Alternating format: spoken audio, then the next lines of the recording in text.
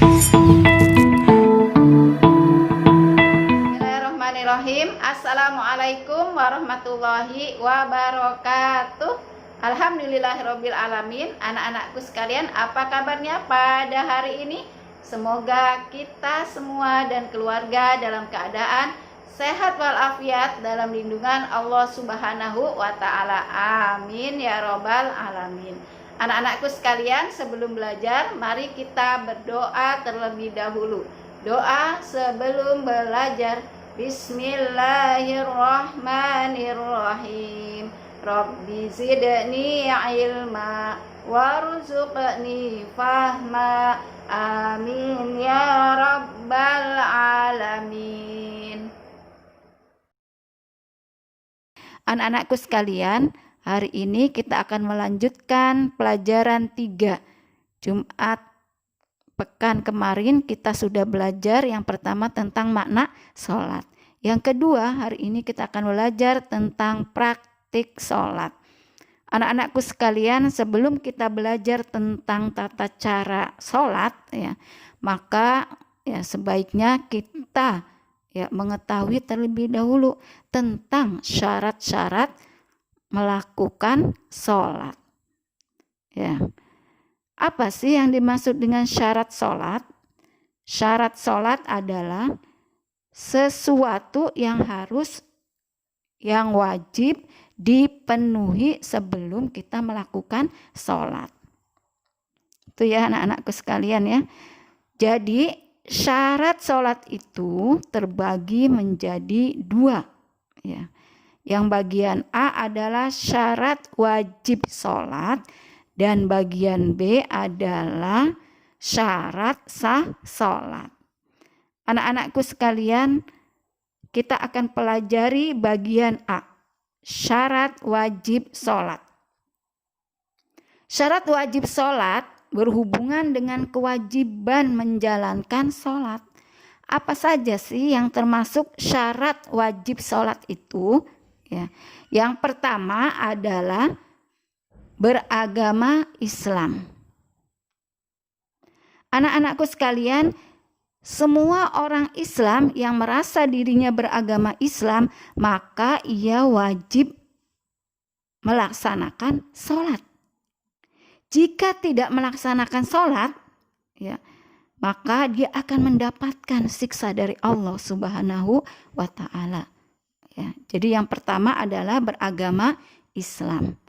Yang kedua adalah baligh, atau cukup umur. Anak-anakku sekalian, baligh, batasan, dikatakan batasan baligh bagi seorang laki-laki, yaitu dia sudah berumur 12 tahun. Atau laki-laki tadi sudah pernah mengalami mimpi basah misalnya. Itu batasan baligh bagi laki-laki. Sedangkan batasan baligh bagi perempuan adalah ketika dia sudah keluar darah, atau yang masuk darah di sini adalah darah haid atau datang bulan. Maka laki-laki dan perempuan tadi dia sudah dikenakan wajib untuk melakukan sholat 5 waktu. Yang ketiga adalah berakal. Artinya sehat pikirannya, tidak gila. Jadi bagi mereka yang sholat, yang melaksanakan sholat 5 waktu, mereka adalah orang yang berakal, orang yang sehat pikirannya. Tapi bagi mereka yang tidak sehat, misalnya orang gila gitu maka dia tidak diwajibkan untuk melaksanakan sholat. Yang keempat adalah suci dari haid dan nifas bagi muslimah atau perempuan. Jadi tadi dikatakan kalau perempuan itu sedang mengalami haid atau datang bulan, Dan ibu-ibu ya, ibu-ibu ya yang telah melahirkan, maka dia dalam keadaan nifas, yaitu nifas, dia tidak wajib untuk melakukan sholat sampai dia suci dari haid dan nifasnya. Itu ya anak-anakku sekalian, khususnya yang perempuan ini ya. Ya. Yang kelima, yang terakhir adalah sadar. Ya. Artinya ya, tidak sedang tidur. Ya. Tidak sedang tidur atau mabuk. Ya. Jadi orang yang sedang tidur tidak diwajibkan untuk sholat sampai ya, dia itu terbangun dalam keadaan sadar dalam melakukan sholatnya. Ya. Itu anak-anakku sekalian, itu adalah syarat wajib sholat ya. Jadi Ustazah ulangi, yang pertama syarat wajib sholat: 1. Beragama Islam, 2. Baligh, 3. Berakal, 4. Suci dari hadas, suci dari haid dan nifas ya bagi seorang muslimah. Dan yang kelima adalah sadar, dalam kondisi sadar. Anak-anakku sekalian, yang bagian B yang akan kita pelajari adalah syarat sah sholat. Apa sih yang dimaksud dengan syarat sah sholat? Ya, syarat sah sholat adalah hal-hal yang menyebabkan sholat kita sah. Ya, itu arti dari syarat sah sholat. Apa saja yang termasuk syarat sah sholat itu? Ya, akan kita pelajari hari ini. Yang pertama adalah suci dari hadas dan najis. Suci dari hadas dan najis. Anak-anakku sekalian, ya. Jadi hadas ini ada hadas besar dan hadas kecil. Hadas besar ya, maka kita membersihkannya harus dengan cara mandi. Ya, misalnya contohnya ketika kita bermimpi basah, misalnya yang perempuan haid ya, terus yang ibu-ibu yang dalam kondisi nifas ya, setelah melahirkan, maka saat kita ingin sholat kita harus suci ya, harus suci, maka harus mandi ya. Sedangkan hadas kecil ya, yaitu ya sesuatu yang membatalkan wudhu ya, jadi hanya dengan cara berwudhu, misalnya contohnya kentut, sudah berwudhu kentut terus buang air besar, buang air kecil ya, maka kita harus berwudhu ya, berwudhu kembali.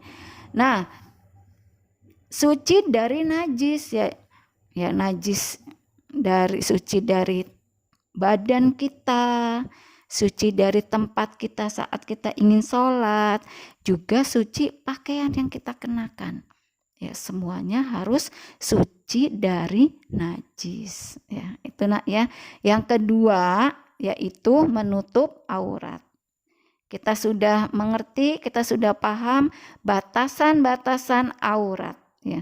Aurat, batasan aurat bagi seorang perempuan adalah seluruh tubuh, kecuali muka dan telapak tangan.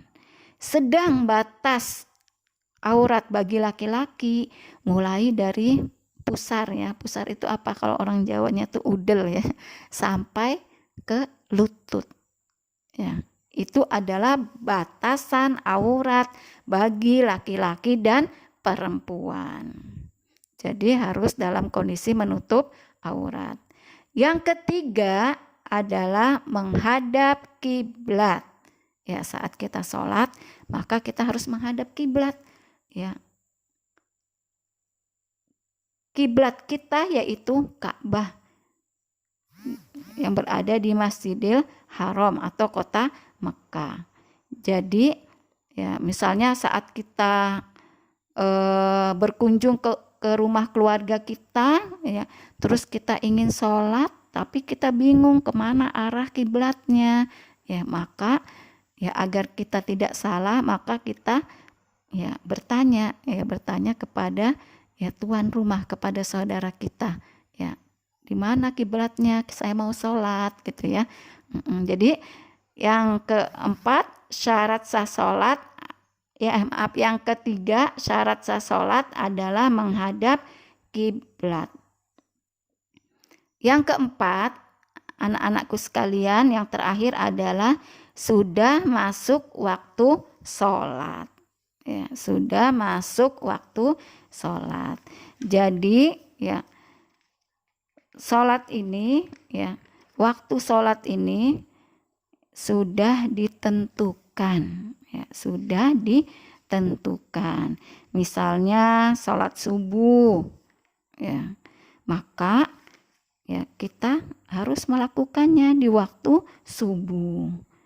Begitu pula waktu zuhur, maka kita harus melakukannya di waktu zuhur. Jadi tidak boleh waktu sholat zuhur kita mengerjakan sholatnya nanti pas asar, tidak boleh ya. Kecuali nanti ya dalam hal-hal tertentu ya yang akan kita pelajari. Jadi dalam firman Allah Subhanahu wa taala dalam surah An-Nisa ayat 103 yang artinya sesungguhnya sholat itu adalah fardu yang ditentukan waktunya atas orang-orang yang beriman. Jadi anak-anakku sekalian ya, kita ya berupaya sholat ya harus ya masuk waktu sholat seperti kemarin ya, sholat tepat waktu ya. Oke ya anak-anakku sekalian ya, itu saja untuk pembelajaran ya PAI hari ini. Insya Allah kita akan berlanjut ya Jumat depan, yaitu tentang praktek sholat ya, dan rukun-rukun sholat. Anak-anakku sekalian, jadi kesimpulan ya pembelajaran pada hari ini adalah agar sholat kita lebih sempurna, maka hendaknya kita harus ya melaksanakan syarat wajib dan syarat sah sholat. Ya. Di dalam hadis dikatakan inna awwalu ma yuhasabu bihil abdi yaumal qiyamah min amalihi sholatuhu. Sesungguhnya amalan yang pertama kali dihisab pada seorang hamba pada hari kiamat adalah sholat. Anak-anakku sekalian, itu saja yang bisa Ustazah sampaikan untuk pembelajaran hari ini. Sebelum kita akhiri pembelajaran hari ini, mari kita berdoa sesudah belajar. Doa sesudah belajar. Alhamdulillahirabbil alamin. Dari Ustazah cukup sekian. Ustazah ucapkan terima kasih dan mohon maaf. Assalamualaikum warahmatullahi wabarakatuh.